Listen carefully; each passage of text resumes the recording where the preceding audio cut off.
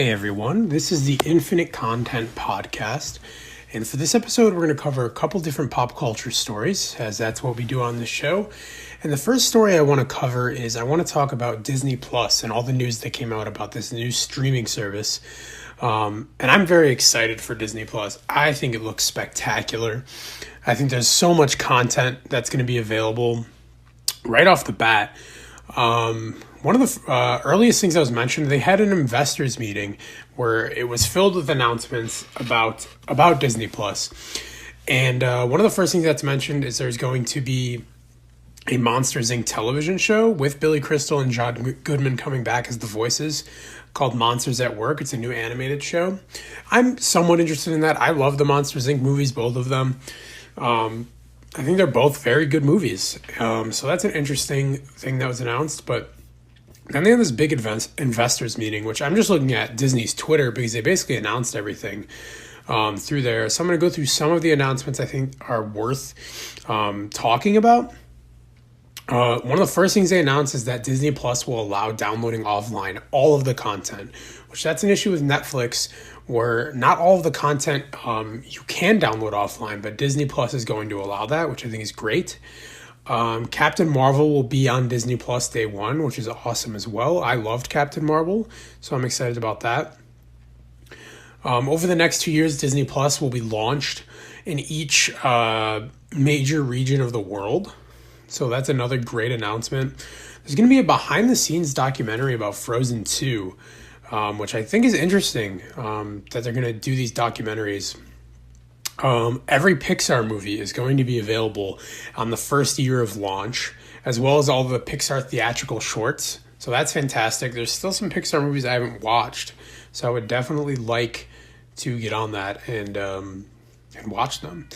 One of the other announcements is a Marvel television show called WandaVision, which I really hope they change the name because it's kind of not good. But it's going to star Elizabeth Olsen and Paul Bettany as the Scarlet Witch and the Vision in a Disney Plus show, a live-action show, which I'm very much about. I'm very interested in that. And then on top of that, we're going to get an Anthony Mackie, Sebastian Stan, and the Falcon and Winter Soldier. I'm again, very excited about that as a big Marvel fan. And then there's also going to be a Loki show starring Tom Hiddleston, which I'm going to assume is like a prequel, unless Loki somehow comes back in Endgame. But I have my doubts. On top of that, there's going to be every single Star Wars film out on Disney Plus within the first year. And then there's going to be a Cassian Andor television show based on the Rogue One character, and Alan Tudyk is going to reprise his role as K2SO, which I think is also interesting. I'm not super interested in the idea of the Rogue One show. I think it's kind of weird. I don't know if it's going to be that interesting, but I'll certainly watch it when it comes out. Jon Favreau has produced The Mandalorian live-action television show. Is going to be on Disney Plus at launch. I'm more interested in that. They got a lot of good directors lined up, including the director of Thor Ragnarok, who directed an episode. But on top of that, just a lot of things Jon Favreau touches tend to be very good. So I'm all about it. Just seeing what other announcements there are.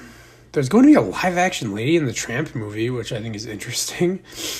There's going to be a Jeff Goldblum-hosted National Geographic show, which is certainly fascinating.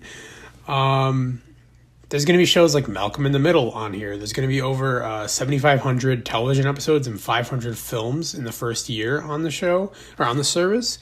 The Simpsons will be on there with every single episode at launch. There's also a good picture. Obviously, this is in audio form if you're listening on podcast services and not YouTube. But the layout of it is just very clean. It's a very good layout. It's very similar to Netflix, but I feel like it's a cleaner version of Netflix based on the picture we got. So we'll have to see how that looks overall once we actually have access to the service.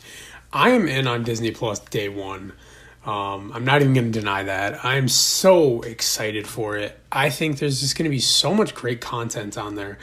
You know, I know people are wary of another streaming service, but but it is only going to cost $7 a month, or I think it's $70 a year is the yearly price. But I'm so excited for it. I know people are wary of more streaming services and kind of wary of Disney owning a lot of stuff, which is definitely more concerning than I think another streaming service.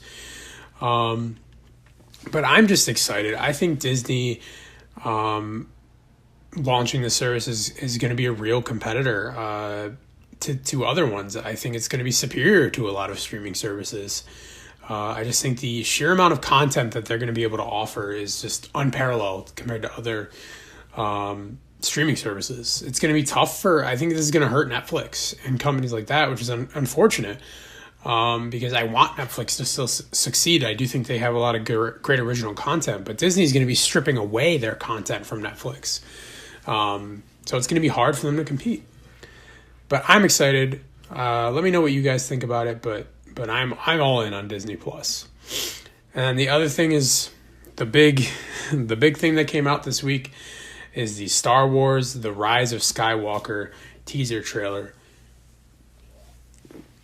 I'm a big Star Wars fan. I'm excited. I know for some people it's been tumultuous Star Wars lately with The Last Jedi and all the controversy with The Last Jedi. But I think this trailer looked really great. A lot of people are saying it kind of almost seems like it's serving as a retcon of The Last Jedi in some ways, especially with that title, Rise of Skywalker, which some people are obviously thinking is going to be about Rey being a Skywalker, which that's an easy retcon, I feel like, if they actually want to do it. And I'm not opposed to it, even if I liked The Last Jedi, which I do. I'm not opposed to this idea of retconning it and doing something different with it.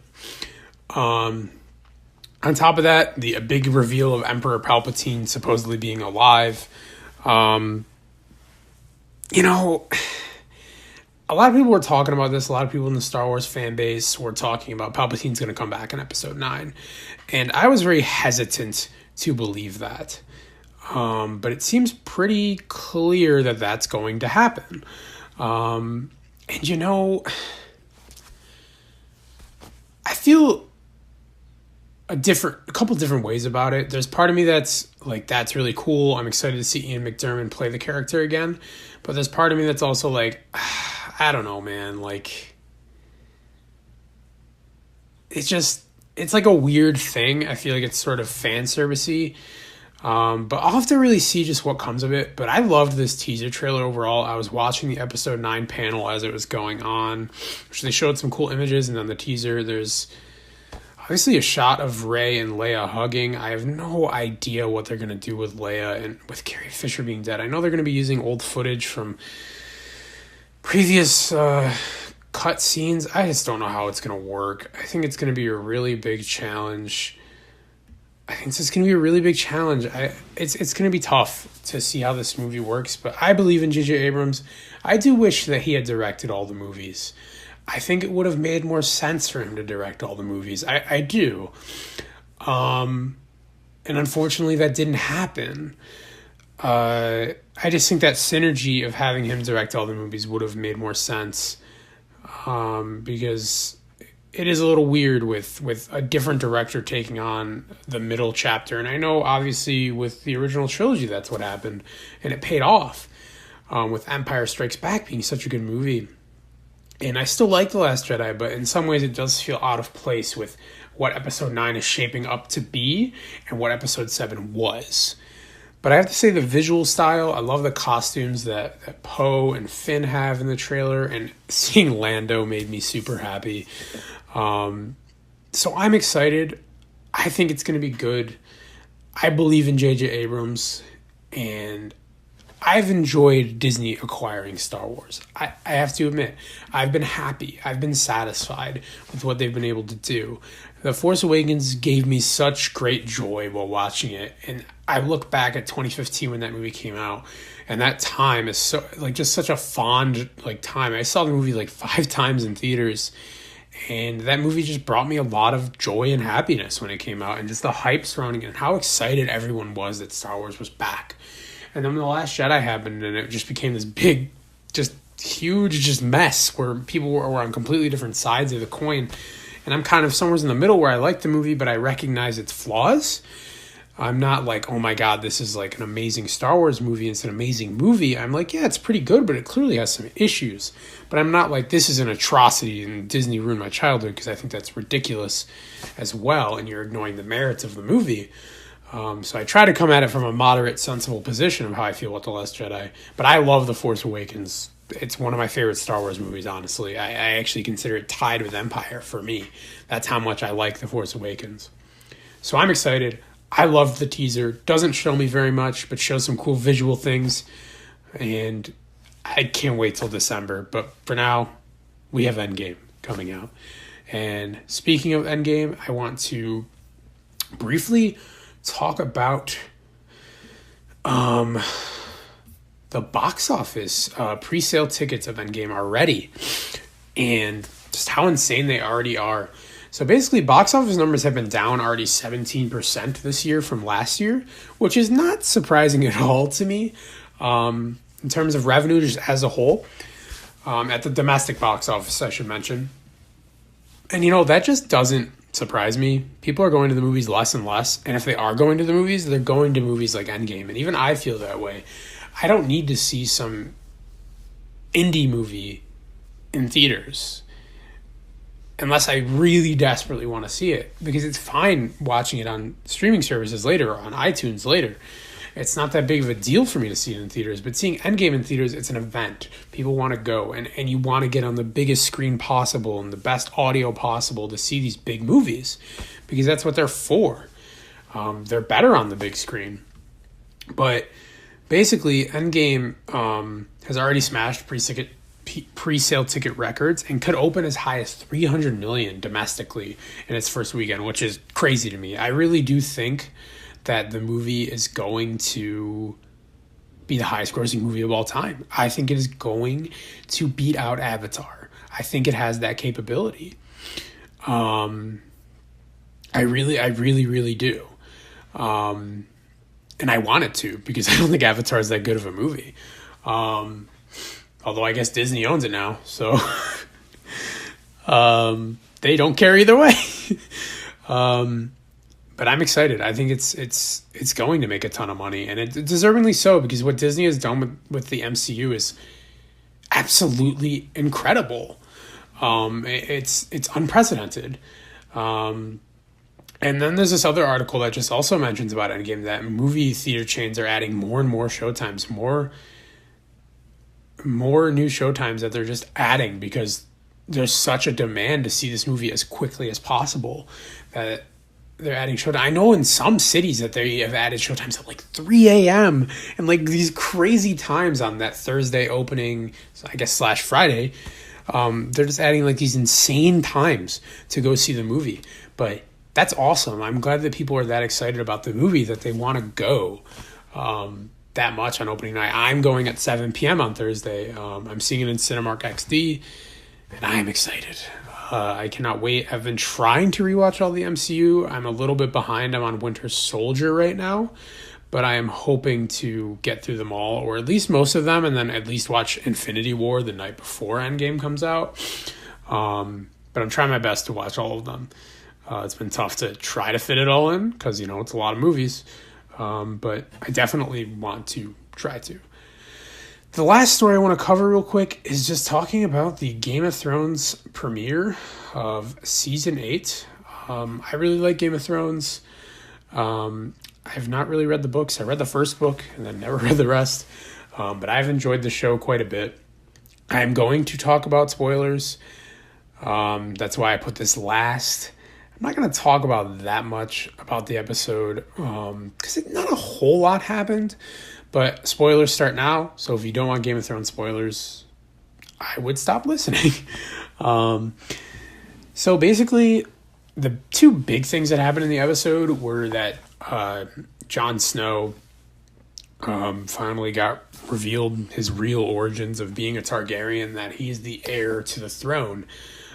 Sam told him that, and that's kind of one of the big reveals. And, we already have knowledge of that, as the viewer. So that was obviously a big deal, and who knows what's going to come of that.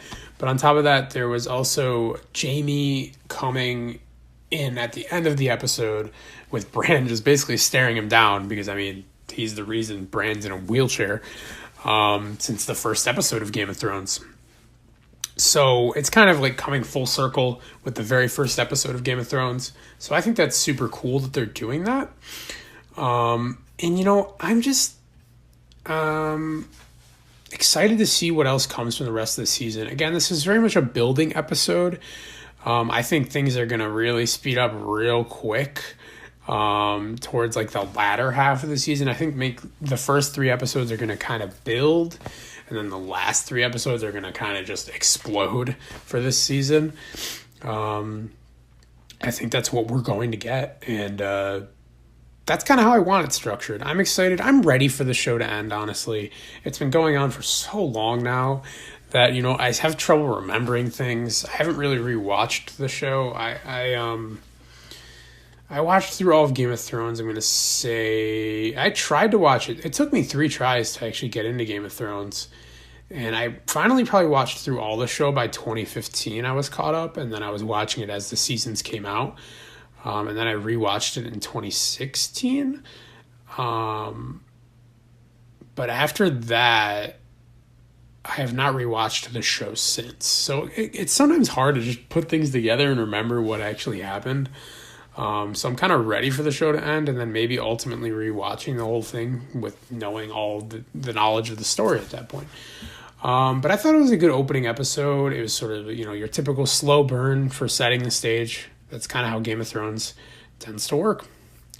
So that's pretty much it for Infinite Content. If you're interested in pop culture news and stories and discussion, that's kind of what this show is for. So I hope you enjoyed listening, and that is it.